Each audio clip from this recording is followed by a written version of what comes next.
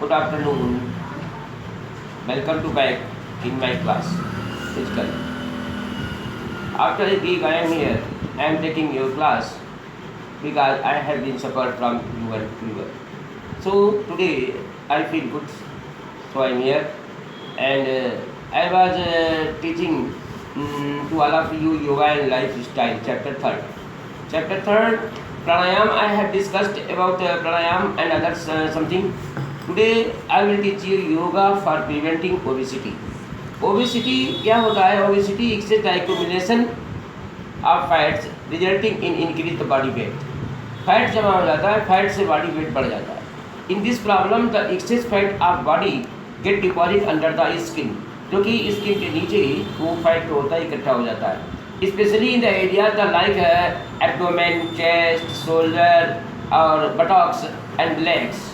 Obesity leads to many health problems like loss of physical efficiency, decline in physical personality, facing tiredness while performing physical activity, cardiac problem, etc. तो ये problems हो जाती हैं, कार्डियटिक problems हो जाती है और टायर्डनेस, थकावट फील होने लगती है. कोई भी हम फिजिकल एक्टिविटी नहीं कर सकते, करने पर नहीं कर सकते प्रॉपरली. और ये पेट के आसपास में हमारे या चेस्ट या शोल्डर के पास या बटक्स के या पैरों में ओबेसिटी जो होती है, फैट ये होता जमा हो जाता है और इससे हमें बहुत सी स्वास्थ्य समस्याएं उत्पन्न हो जाती हैं, जो मैंने आपको समस्याओं को बताया. तो इसको दूर करने के लिए योगा के द्वारा the causes of obesity are the wrong dietary habits, less physical activity, over eating after taking lot of fried things, बहुत सी तली हुई चीज़ों को खाना और ऐसी चीज़ों को खाना जो कि हमारे डाइजेस्ट ना हो सके, और ये तैलीय चीज़ों को लेना. और ये सभी सारी चीज़ें जो होती हैं हमारे लिए हानिकारक होती हैं, ओबेसिटी को बढ़ाती हैं. तैलीय चीज़ों का हम सेवन ना ही करें तो ज़्यादा अच्छा होता है. और इसके अलावा अल्कोहल लोग लेने लगते हैं. सेकेंडरी लाइफ इसका हार्मोनल वेरिएशंस, हाइपरथायराइड हो जाता है इत्यादि, सब सारी आपके इस कारण से सारी चीज़ें, मोटापा बढ़ जाता है. तो इससे yoga can cure these problems by the increasing physical activity. Physical activities के द्वारा हम जो है बढ़ाएँ और उसके द्वारा योगा करने के द्वारा हम इस मोटापे को, ओबेसिटी को दूर कर सकते हैं. उसके लिए हमारे योगा के अंतर्गत आसन में कई एक आसन बताए गए, कई आसनों के द्वारा हम ओबेसिटी को दूर कर सकते हैं.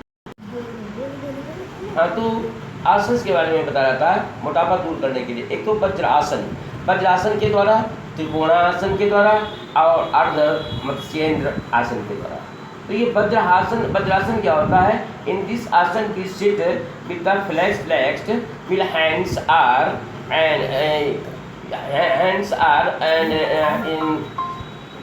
and back straight. Hands are over knees and back straight. Body is resting over the. अब इसके बाद बॉडी को सीधे रखते हैं. आपको बॉडी को सीधे रखना होता है. बहुत ही सिंपल सा ये है आपका आसन. इससे बेनिफिट्स क्या होते हैं?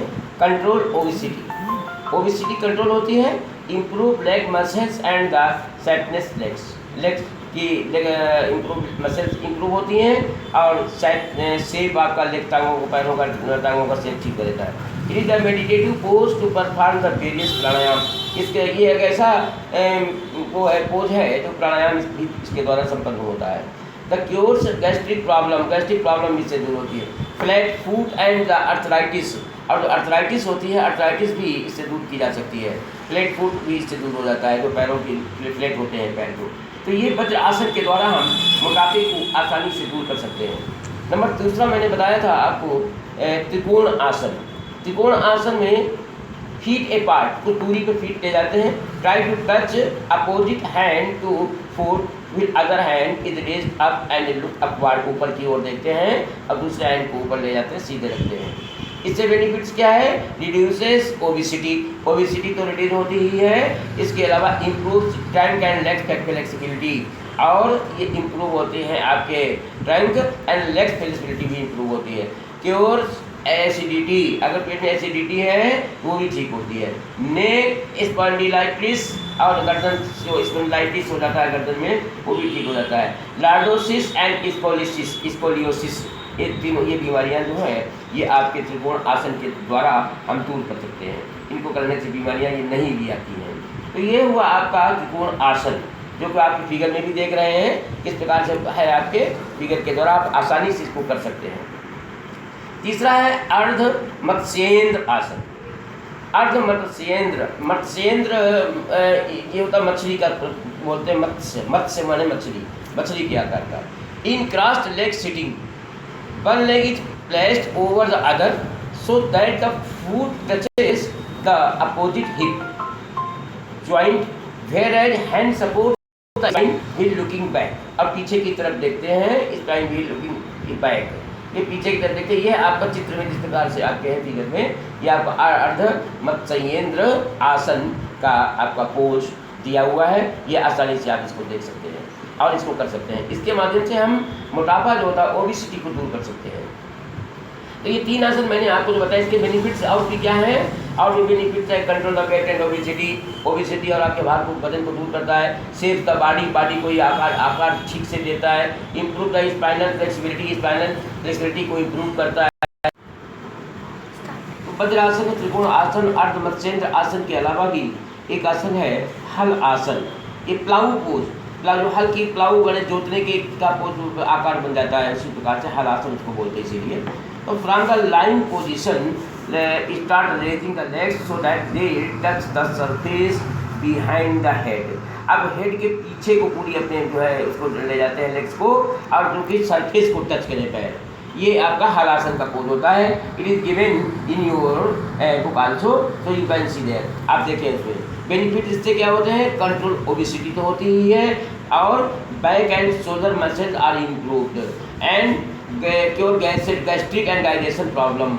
नेक muscles gain strength, cures back pain, improve eye sight, और आई साइट भी इम्प्रूव होती है। Some other asana are pranayama for the controlling obesity are paschimottan asana, bhujang आसन, शिव आसन, योग आसन, योग मुद्रा, कपिल भाती, pranayama and bhedan pranayama. Now I will tell you next topic number 4, yoga for preventing diabetes. अब डायबिटीज माने मधुमेह है, डायबिटिक जिसको बोलते हैं, शुगर की बीमारी जिसको बोलते हैं सीधे सीधे। तो ये योगा के द्वारा ये प्रिवेंटिंग होती है, प्रिवेंटिंग योग जो है डायबिटीज योगा के माध्यम से। तो डायबिटीज से होता क्या है, पहले डायबिटीज के बारे में आप जान लें, जिसको कहते हैं हिंदी में कहते हैं मधुमेह। मधुमेह या जनरली लोग कहते हैं शुगर की बीमारी है क्या आपको, तो शुगर का हो जाना। Diabetes is a condition when the pancreas in the human body fails to produce the insulin. Human bodies के अंदर जो पैनक्रियाज होता है, जब वो ह्यूमन बॉडी फेल, जब ये इंसुलिन इंसुलिन आपके अंदर जो होता है, इंसुलिन को बनाने में को फेल हो जाता है पैनक्रियाज, तब ये डायबिटिक नामक बीमारी उत्पन्न हो जाती है। Incidentally insulin is the hormone है इंसुलिन, और that converts the sugar in the food into energy, or insufficient secretion of the insulin by pancreas results in the excess of the glucose level in the blood stream resulting the diabetes। अब उसकी glucose की मात्रा बढ़ जाती है, sugar की मात्रा जो होती है ब्लड के अंदर बढ़ जाती है। उसके पैंक्रियाज जब इंसुलिन नहीं उत्पन्न करता, जब फेल हो जाता है इस बार इंसुलिन उत्पन्न करने से, तो ग्लूकोज जो होता है हाई हो जाता है। It eventually affects the important body part. ये बहुत ही बॉडी पार्ट जो होते हैं महत्वपूर्ण शरीर का भाग है ये पेनक्रियाज, और ये इसके अंतर्गत जो इंसुलिन बनाता है पेनक्रियाज। अब पहले तो हर जो कुछ भी हम खाते हैं ग्लूकोज बनता है, ग्लूकोज से जा करके पेनक्रियाज में जाता है, पेनक्रियाज की इंसुलिन के माध्यम के द्वारा वो कंट्रोल करता है अपना। The person suffering from the diabetes shows the symptoms like the fatigue, hazy with an excessive thirst, प्यास अधिक लगती है, वेट लॉस हो जाता है, एंड द इंक्रीज एपिटाइट, भूख अधिक बढ़ जाती है। The main the causes of the diabetes are overweight और ओबेसिटी, मोटापा भी बढ़ जाता है, वजन भी बढ़ जाता है। Drinking lot of cold drink, सब बहुत अधिक पानी पीने से होता है, बहुत अधिक सोडा पीने से होता है। Risk the developing of diabetic, ये रिस्क उठाते हैं जो लोग उसका अधिक सोडा पीते हैं। जेनेटिकल भी होता है, हेरिडिटरी भी होता है, अनुवांशिकता जो फादर के है या फादर के ग्रैंडफादर के है, तो आगे आने वाली पीढ़ियों में भी या उत्तरोत्तर या बीमारी जो है हो जाती है। अमूमन ये देखा गया है। स्मोकिंग करने से, अल्कोहल लेने से, लेस फिजिकल एक्टिविटी, जो मेहनत का कार्य नहीं करते, फिजिकल एक्टिविटी कोई नहीं करते, उसकी वजह से डायबिटिक हो जाता है। जो बैठे रहते हैं, आराम तलब लोग होते हैं, पसीना नहीं बहाते हैं, उन लोगों को भी डायबिटिक नामक बीमारी हो जाती है। और जो अत्यधिक लोग स्वीट्स को लेते हैं, टेकिंग लॉट ऑफ स्वीट्स, अधिक शुगर लेने वाले लोगों को भी हो जाती है। लेकिन yoga can effectively the as diabetes cure such as the yog. अभी कुछ आसन बताए गए हैं, उन आसन के द्वारा योगा के माध्यम से हम डायबिटिक नामक बीमारी को भी कंट्रोल कर सकते हैं। और इसको भी हम नहीं होती है, उसके लिए हम जब करते रहते हैं, निरंतर करते रहते हैं। योग मुद्रा, पश्चिमोत्तन आसन, अर्ध मत्स्य आसन के द्वारा भी डायबिटिक ठीक होती है। डायबिटिक का त्रिकोणासन, हल आसन और विपरीत करणी, धनुआ आसन, उद्यान बांध, कपाल भाती प्राणायाम के द्वारा भी होता है। तो ये जो है, और नवरी क्रिया प्राणायाम जो है आपका, और भस्त्रिका प्राणायाम, ये जो चीज़ें मैंने आपको बताई, इसके माध्यम से डायबिटिक को हम अपने कंट्रोल कर सकते हैं और डायबिटिक नामक बीमारी को आगे आने से रोक सकते हैं। Now I will tell you about asthma. Yoga for the preventing asthma. Asthma एक ऐसी बीमारी, भयंकर बीमारी होती है जो कि ब्रीथिंग से संबंधित होती है, श्वास के द्वारा संबंधित होती है। अस्थमा के बारे में आप लोग जानते ही होंगे कि asthma is a chronic lungs disease that inflames and narrow the airways in the lungs. Lungs में जब हमारी ये अब वायु नहीं जाती है, जो एयरवेज रास्ता जो होता है उसका वो घना हो जाता है और वायु नहीं जाती तो अस्थमा कहलाता है। इसके सिम्टम्स क्या होते हैं? Symptoms are including the coughing, cough आना, शॉर्टनेस आपका ब्रीथ, छोटी छोटी सांस लेना, सांस नहीं ठीक से हो पाती है, ब्रीथिंग हो जाती है, चेस्ट होता है फूलने लगती है, टाइटनेस हो जाती है। Effective the treatment of the allergic asthma. The treatment of allergic asthma including the identifying and avoiding the allergens that trigger the symptoms, using the drugs, therapies and the developing an emergency action plan for the severe attacks। तो इस प्रकार से कई बार तो attack पड़ने लग जाते हैं इसके अंदर। जब एयर बेस जो होता है हमारा लंग्स का, आपका जब वो ठीक नहीं, वायु पास नहीं होती है तो अस्थमा की बीमारी उत्पन्न हो जाती है। Asthma affect people of all edges, और सभी उम्र के लोगों को अस्थमा जो है प्रभावित करता है। But it most of the after the start during childhood, बचपन से ही ये बचपन से ही प्रारंभ हो जाता है बच्चों को, हो सकता है। The prime cause for the problem is pollution. सबसे बड़ा कारण इसका ये होता है कि प्रदूषण के कारण से एलर्जिक लोग हो जाते हैं। बहुत से ऐसे फैक्ट्रीज में काम करते हैं जहाँ पर प्रदूषण होता है, जहाँ पर उनको सांस लेने की शुद्ध वायु नहीं मिलती। जैसे कि फैक्ट्रीज बहुत सी, शुगर फैक्ट्रीज है या अन्य भी फैक्ट्री है जिनमें हम शुद्ध वायु हम नहीं ले सकते, उसके द्वारा जो होता है हमारा लंग्स प्रभावित हो जाता है और आगे चल करके एक अस्थमा नाम की बीमारी बन जाती है। कफ इत्यादि में अधिक निकलने लगता है। The prime cause problem is pollution हो गया। And though the different current asthma treatment are available. और योगा बहुत सी चीज़ें हैं अस्थमा के लिए, बहुत सी चीज़ें डिफरेंट हैं, इसके अलावा भी क्योर की जा सकती है। लेकिन yoga therapy is the most preference the natural remedy for the asthma. Yoga के द्वारा हम अस्थमा जो होता है नेचुरल रूप से इसको हम दूर कर सकते हैं। और it is effective and has no side effect, और इससे कोई साइड इफेक्ट भी नहीं पड़ते। Here is a list of the few basic breathing technique and yoga postures to help you counter the asthma. इसमें द्वारा एक सिटिंग आसन है जो सुख आसन जिसको कहते हैं। In this we sit similar to sitting, आराम से हम बैठते हैं, सिंपल आसन होता है ये। और दोनों अपने हैंड्स को आगे ही रखते हैं, फिर और क्या लेग पोजिशन क्लास कर लेते हैं, पैरों को पलटी मार के जैसे बोलते हैं ना, उस प्रकार से बोलते हैं। और फिर the opening the हिप्स and getting the spine. The asanas relative the easy on the knees makes it the easier than सिद्ध आसन। जैसे सिद्ध आसन जो होता है उस प्रकार से। और पद्म आसन भी लगा सकते हैं फॉर द पीपल लोगों के लिए, फिजिकल डिफिकल्टी। पद्म आसन जो होता है थोड़ा सा कठिन होता है, इसलिए सुख आसन इसको बोलते। सुख आसन के द्वारा हम बैठ करके अपनी प्राणायाम कर सकते हैं, इसके द्वारा बैठ करके और अन्य क्रियाएँ करते हैं जिससे कि अस्थमा को हम दूर कर सकते हैं। इसको बेनिफिट इस आसन से होता है, cures asthma, calms the brain ठीक होता रहता है, स्ट्रेंथनेस द बैक, बैक की स्ट्रेंथ मजबूती आती है आपकी पीठ की।